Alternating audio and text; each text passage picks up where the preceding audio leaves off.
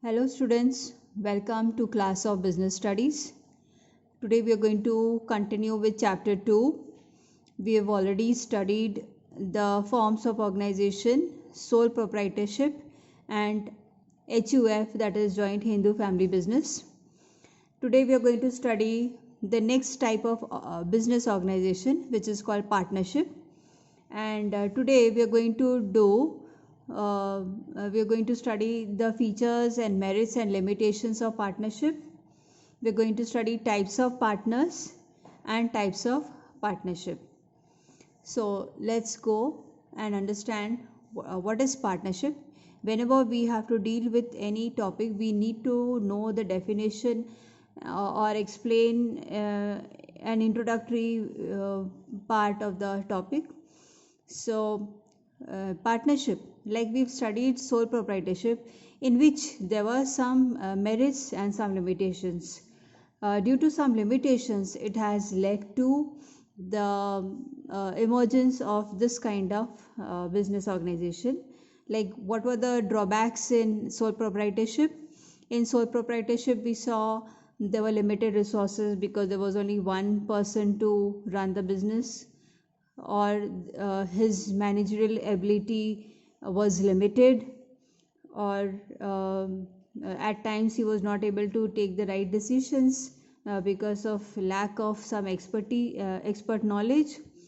So due to these drawbacks, we come to partnership, which is another kind of business organization which has some advantages to sole proprietorship. So the inherent disadvantage of sole proprietorship in financing, managing the expanding business, leads to partnership form of business organization. It solves the problems of requirement of greater capital, varied skills and sharing of risk. The Indian Partnership Act 1932, so it is governed by an act called Indian Partnership Act 1932. The act came in form in the year 1932, and this act has several rules and regulations which govern the features of partnership. So it defines partnership as the relation between persons who have agreed to share the profit of the business carried on by all or any of them acting for all. So in a way, partnership means where two persons or more than two persons can come together. They pull in their capital, they bring in their money, they invest in the business together, and they decide upon the ratio in which the profits and losses will be shared. So this way, you are able to have better capital resources compared to sole proprietorship. So in case you want to expand a business and a sole proprietor doesn't have enough resources with him, capital, money, that is the money he doesn't have, or we call capital in business, so he can go for partnership where he can have more than where he can invite more people to invest. And of course, because they're investing, so they will have to share the profit also, and in case of any loss also should be shared by all, or should be suffered by all. And then you can make use of the skills of different partners, and of course, because you are sharing the losses, so your risks are also shared, so the burden is reduced as compared to sole proprietorship. So now let us understand partnership features. So any feature generally we see in terms of the formation, what is the liability of the people involved, what about the risk, how much is the risk, how long it will continue. Then because we are dealing with partners, so how many numbers are allowed, and there is something called mutual agency, which we are going to study as features now. Now formation, because there is an act, so it is governed by this Indian Partnership Act 1932, and generally an agreement is made between the partners as to what will be the terms and conditions, how much amount they are bringing in, how the profits will be shared, and how the business will be conducted. They can also share the responsibility. They can identify what are the lines of responsibility between among the partners. So you can say the areas of operation of business or the management of business can be determined between the partners, and the same will be entered in the agreement. So the business must, and the business which they will start should be lawful, and there should be motive of earning profit. That means if two people work for charitable purpose, where there is no motive of earning profit, it will not constitute as a partnership according to this law. Liability. Generally, we've understood unlimited liability in sole proprietorship. So, unlimited liability, again, the partners have in partnership firms. What do you mean by unlimited liability? Means in the event of losses, the losses will be recovered not only from the business properties, but also if required, the partners will have to pay from their personal properties. That is unlimited liability. So generally the partners in partnership firm have unlimited liability. The partners are also said to be jointly and individually liable for the payment of debts. Jointly and individually means jointly will be in the proportion to their share in the business, and individually they will be liable to make the payment, means that in case amongst the partners, if one of the partners doesn't have enough of his personal properties to pay, then the money will be recovered from the other partner who has enough personal properties. So this is a drawback you can understand, which we will learn in limitations, that in case a partner has better wealth, then he will have to pay for the debts on the behalf of the other partners who are not able to pay. But anyway, they can recover from the other partners later to the extent of the liability in the according to the agreement. So later on he may recover, but at the time he may have to pay on the behalf of the other partners. Next is risk bearing.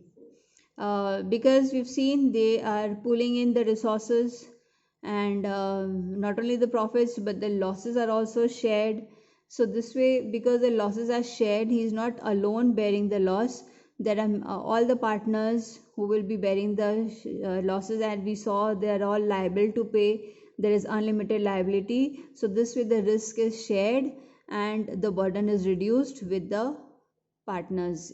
So like we saw in sole proprietorship, where the burden was all suffered by one owner, a sole owner, but here it can be distributed amongst the other partners. And because there are more partners, responsibility is already shared, we come to decision making and control, which becomes easy.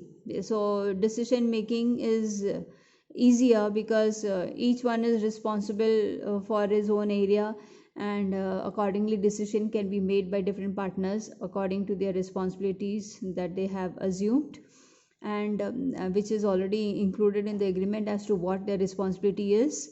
And decisions will be whatever decisions will be taken for the business will be according to the mutual consent. Everyone has to agree with whatever is decided upon. Continuity.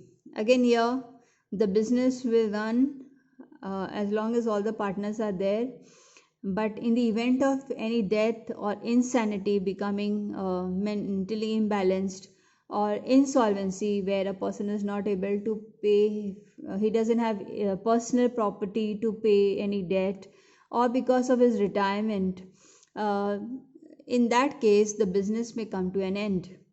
However, if suppose the person has one of the partners has died, but the other partners now want to continue the business, so in that case they will have to enter into a new partnership agreement. So if they can make a new partnership agreement, they can continue with the business, but this formality will be required. Number of partners. Now to start with the partnership firm, there are minimum 2 partners required, and according to section 464 of the Companies Act 2013, it says that maximum 100 partners can be allowed, subject to the number prescribed by the government. So maximum are 100, but this limit is subject to the number prescribed by the government, which as per Companies Miscellaneous Rules 2014, at present the maximum number of partners is 50. That means the government has prescribed the maximum number to be 50. So we can assume that the maximum numbers of partners can be 50. Mutual agency. Every partner is an agent and also a principal. Now, what do you mean by agent and a principal? Means he's an agent of the other partners because he represents them and thereby binds them through his act. Means if one partner uh, enters into a contract, so that contract will be bound uh, it will be bound by the other partners also. Means the other partners also will have to follow the same. They cannot deny that contract. So to the extent that he is taking any initiative of entering into a contract, so he is an agent. At the same time, the other partners, because they are bound, so they are called as principal. So in any given contract, a person who is entering a contract on behalf of the other partners in the firm, he is an agent, and the others who accept that contract will be called as principal because they are bound by the act of the partners. So that is with the features. Now we'll understand the merits and limitations. So from the partnership features, what you've understood, there are some merits, like there is an easy, the formation closure is easy because it can be started by making an agreement. You just require an agreement which gives all the terms and conditions, and this agreement is called as partnership deed. This partnership deed will learn in the next session. And registration of firm is not compulsory.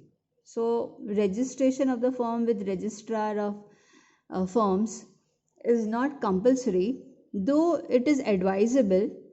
But because it is not compulsory, so we assume that the formation is easy, and you can just make a contract, a partnership deed giving necessary details, and you can start with the business in form of partnership. And the same way the closure is also easy. Next is balanced decision making, because everything is agreed upon, the responsibility, the areas of function, so the burden of the work is also reduced. So this is helpful. More funds, because there are more partners who bring in money, so you have good capital resources which can be used to enlarge your business compared to the sole proprietorship where you don't have enough of resources. Sharing of risk, because again we said the areas of decision making, responsibilities, everything is decided upon. The risk is also reduced, the burden is reduced, so risk is shared, and this reduces the anxiety, the worries, the burden, and the stress. So this is a good advantage of partnership firm where all the risk is shared. Secrecy. Now, because the firms do not have to publish the accounts, like in companies, the Companies Act govern the companies in which they are supposed to publish their financial accounts every year. But this is not required in partnership firms. So the partnership firm can enjoy the confidentiality, and their operations, the information of the business, everything can be maintained confidential, and it can remain secret. So that is one advantage. However, there are some limitations. Unlimited liability. The partners have unlimited liability, so this is a drawback, because in case of any losses to be recovered from the business, if it is not enough to pay from the business property, they can go to the extent of personal property of the partner. And because we just saw earlier that they are jointly and individually liable, they are severally liable, means in case one of the partners doesn't have enough personal property to pay, the other person who has greater personal wealth will have to pay on his behalf. Okay, so they will have to repay, but anyway they can recover, as we found earlier that they can recover from the other partners. So they will have to pay the entire debt in case the other partners are unable to pay. So this is one drawback, where you have to pay on behalf of the other. Limited resources. Now, though we say that there's good finance available because there are number of partners who have pulled in, but again, at a point of time when you still want to enlarge a business, you feel that the resources are not sufficient, because the partners also have their limited resources, to what extent they can bring in money. This is in comparison with the companies, because in companies where we'll learn companies in the next session, that companies, you have a large number of members who will bring in finance investment. So compared to company, the resources are limited in partnership firms. So when you want to really make it a very large scale operation, then you have the resources limited, the finance resources. Possibility of conflicts, obviously when there are no more people in the business, there can be difference of opinion leading to conflicts, and decision of one partner may be binding to others, but sometimes the rule says that it is the other partners are bound to follow the decision by the other partner. But in case one really does not agree upon, he may want to leave the firm, and once if he decides to leave the firm may have to be terminated, and the partnership firm will come to an end. uh, because here the ownership cannot be transferred. You cannot say, okay, now in place of me I send another partner, and the business can continue. No, once if you terminate, they have to again dissolve, and they may bringing new partnership contract with the new partner in that case. So all those formalities will be required. Lack of continuity, again in the case of death, insanity, or insolvency or retirement of any partner, the business will come to an end, and of course to continue again they will have to go with the formalities of making a new contract, a new partnership deed with the new partners, and all the terms and conditions will have to be revised accordingly, and so all those formalities are required. So you cannot just continue if a partner dies. It will come to an end, and you will have a new contract to be made. Lack of public confidence. Now, because we said that registration is not compulsory, and so the disclosure of the firms and so the firms do not have to publish the accounts. So in this case, all the people who are the stakeholders, like the suppliers, customers, they may not have that confidence when dealing with such firms, because financial reports are not published. So if there is some fraud taking place in the firm, or the financial accounts are not made on the basis of the ethics, then the suppliers or the customers may not have that same confidence when dealing with them. So this is all with the limitations. Now, after understanding partnership and how partnership firm is formed, then what are the features, what are the drawbacks, what are the merits? Now we'll understand what are the types of partners. So whenever a person who enters into a contract of partnership firm and they decide to be the partner, obviously the first requirement is they have to bring in finance. They invest in the business to whatever extent they've decided. They may invest, say, 50,000 or 2 lakh or 5 lakh or 10 lakh according to his capacity. They may agree upon as to how the partners will invest, to what amount, and so every partner has to contribute in the business, and because he is contributing, he will also be entitled to get the profit. But because he is getting profit, in case of loss, he will have to suffer the loss together along with the other partners. And because he is in contributing capital, he will also take part in the management affairs.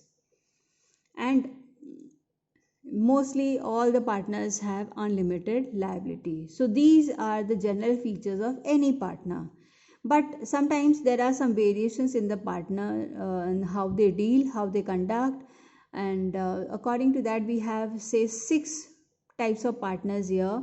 I have bifurcated into 2 groups. So active partner, sleeping or dormant partner, secret partner, nominal partner, partner by estoppel, and partner by holding out. So as these three are clearly they can be understood by the names they have. Active partner, so obviously this partner will take part in the management affairs very actively.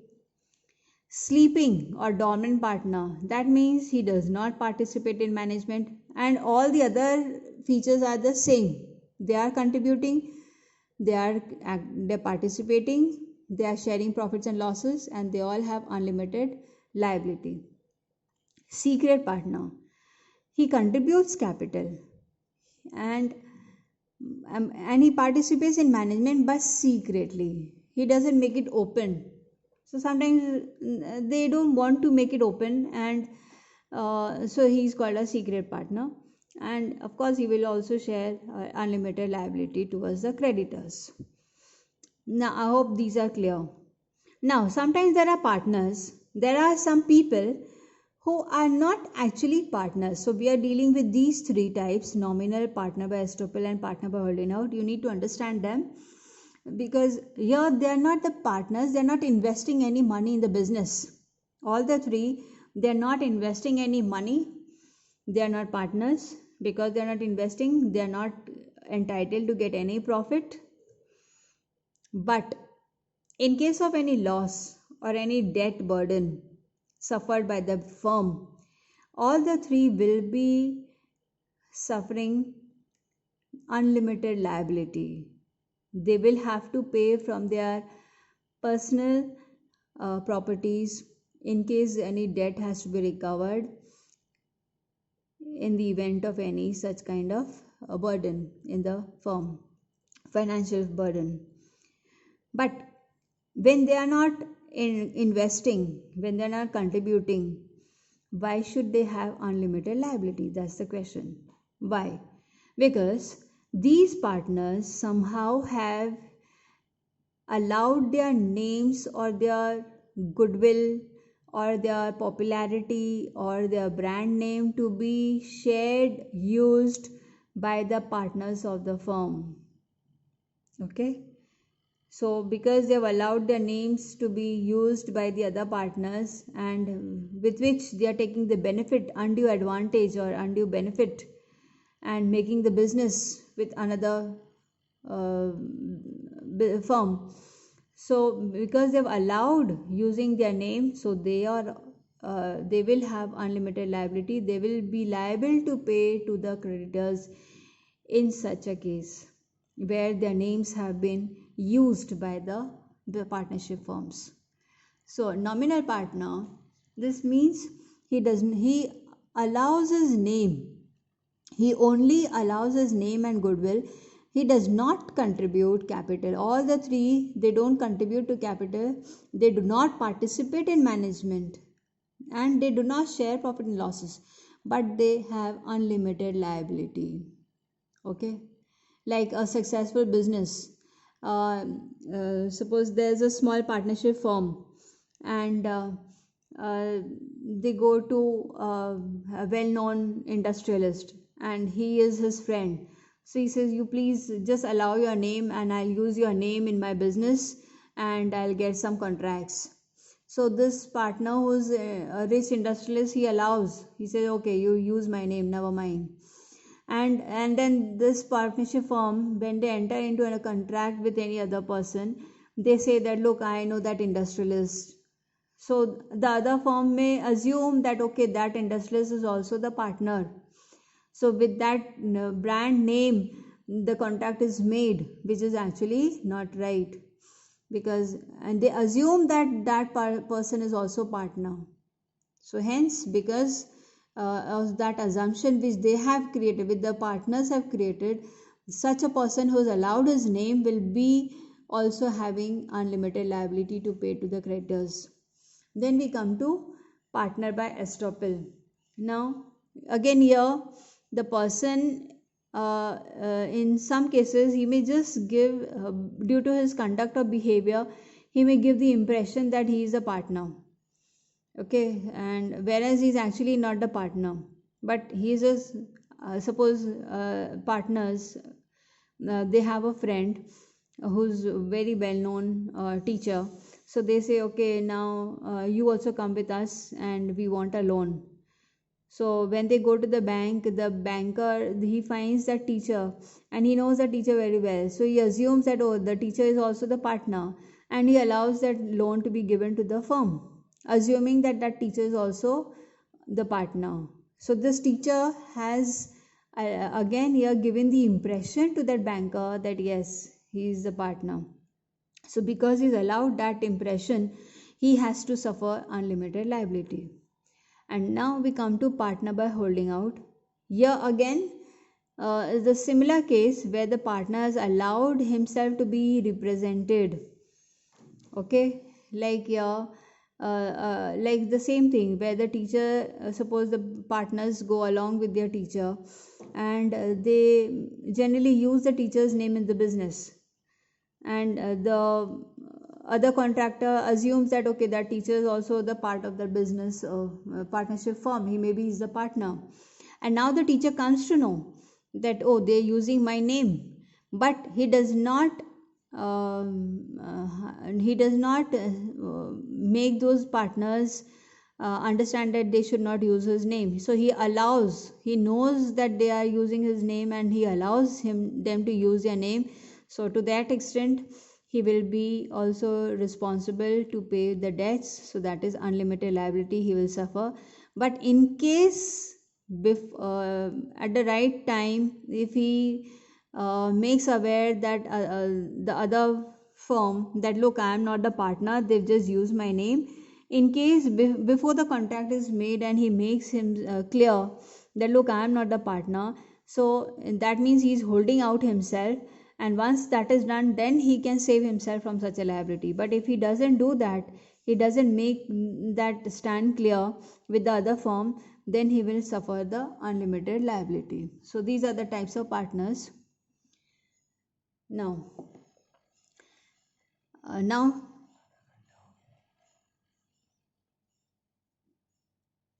okay, in the next session we will continue with types of partnership.